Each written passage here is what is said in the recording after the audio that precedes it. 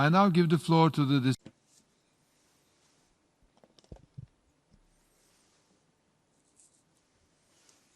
Mr. President,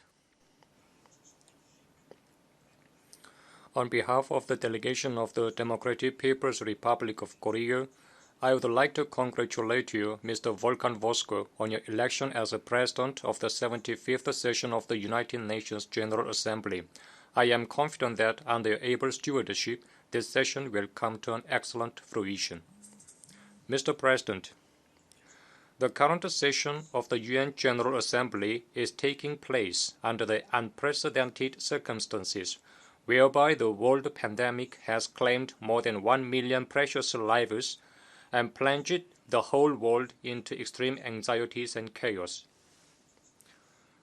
The delegation of the DPRK Korea takes this opportunity to offer deep sympathies and condolences to the bereaved families whose beloved ones lost their lives, and to the governments of all countries that have suffered enormous human and material losses due to COVID-19. We would also like to extend firm solidarity to all the medical workers of every country and to the World Health Organization and other international organizations that are making unreserved efforts for the sacred cause for preventing the spread of a pandemic and saving the humankind. Mr. President, today's stern reality, where COVID-19 is ever more becoming serious as days go by, requires the governments of all countries to display effective leadership with a sense of a heavy responsibility for the safety of their people's livelihoods.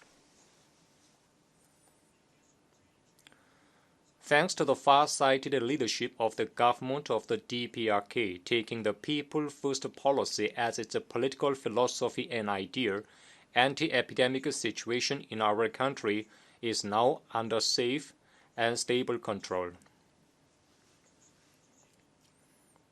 At the early stage of the outbreak of COVID-19, Chairman Kim Jong-un of the State Affairs Commission of the DPRK Korea, with his extraordinary wisdom and strong determination, ensured that preemptive, timely, and strong emergency anti-epidemic measures were taken to prevent the inflow and spread of the pandemic.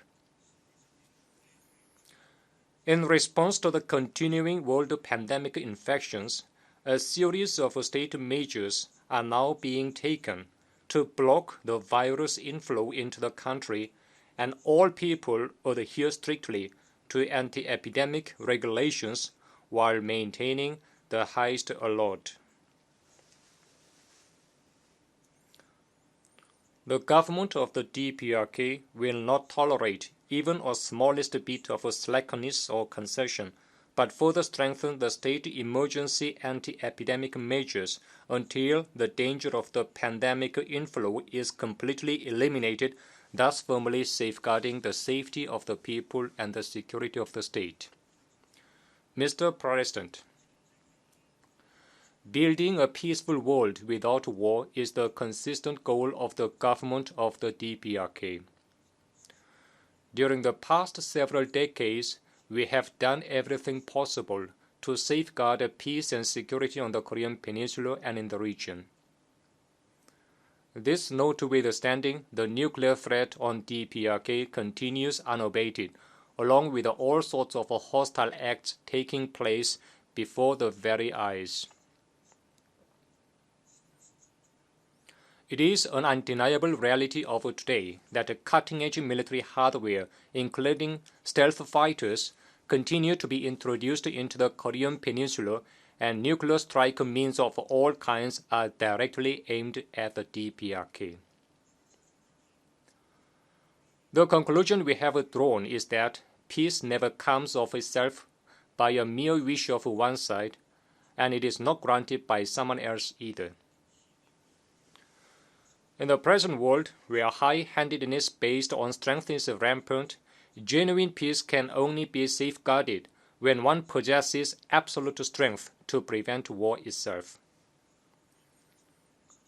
As we have obtained the reliable and effective war deterrent for self-defense, by tightening our belts, peace and security of the Korean Peninsula and the region are now firmly defended.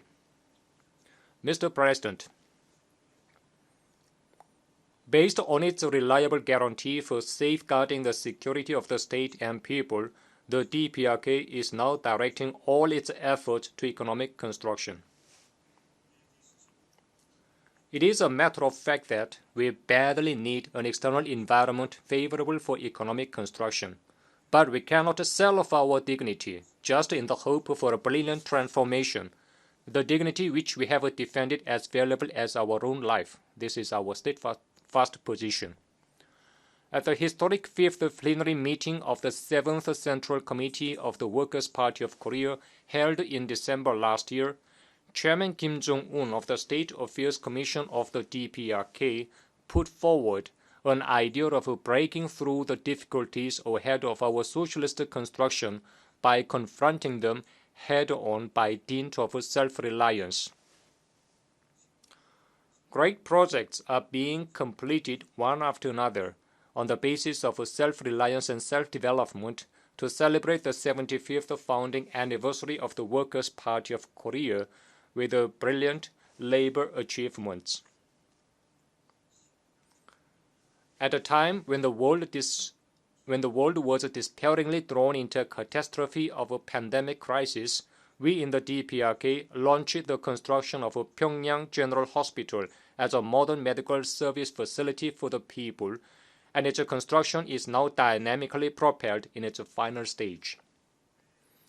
Although we have suffered considerable losses due to unexpected natural disasters this year, we are vigorously striving to remove the flood and typhoon damages by ourselves and stabilize the people's life in a short period of time. The maneuvers of hostile forces to stifle the DPRK and other numerous difficulties will continue impeding our advance. However, the struggle of the people to overcome them and open up a road to prosperity by its own efforts will also be further intensified. Mr. President, it has been 75 years since the United Nations took its first step.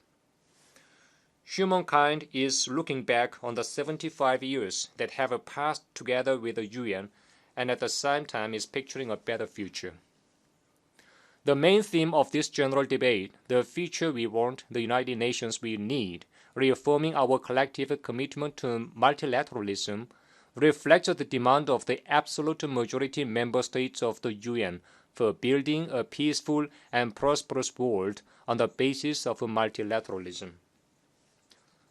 Multilateralism makes it possible to achieve peace, security, and sustainable development by establishing cooperative relations among member states based on recognizing different ideas, systems, cultures, and values. It should be encouraged and promoted as it fully accords with the purpose and principles enshrined in the UN Charter. The time is gone when an individual country used to hold sway over the international politics unilaterally, imposing its will upon the world, and multilateralism has become an irresistible global trend. The future wanted by humankind is an independent world, free from domination, subordination, aggression, and interference, and the sovereignty and equality of all countries and nations are ensured. The United Nations is needed for achieving this purpose. The United Nations should firmly adhere to the principle of sovereign equality, mutual respect, impartiality, and objectivity, observe zero tolerance of high-handedness and arbitrariness, and eliminate the biased and double-standard practices in all its activities in conformity with its purposes and principles stipulated in the Charter. It is from this viewpoint that we categorically denounce and reject the economic, trade, and financial blockade against Cuba, an economic genocide which has continued for decades as a gross violation of the UN Charter and the international law, and an infringement on sovereignty, and we strongly demand its earliest termination. We extend our invariable support and solidarity to the Syrian people in their struggle to regain Israeli-occupied Golan and defend its territorial integrity, as well as to the righteous cause of the people of Palestine to establish an independent state with East Quds as its capital. We also extend our support and solidarity to the government and people of Venezuela in their struggle to reject interference of foreign forces and defend the sovereignty of the country. The Democratic People's Republic of Korea will develop good neighborly and fraternal relations with all countries across the world that respect its sovereignty and are friendly to it, and will make determined efforts to safeguard the peace and security of the region and the world at large.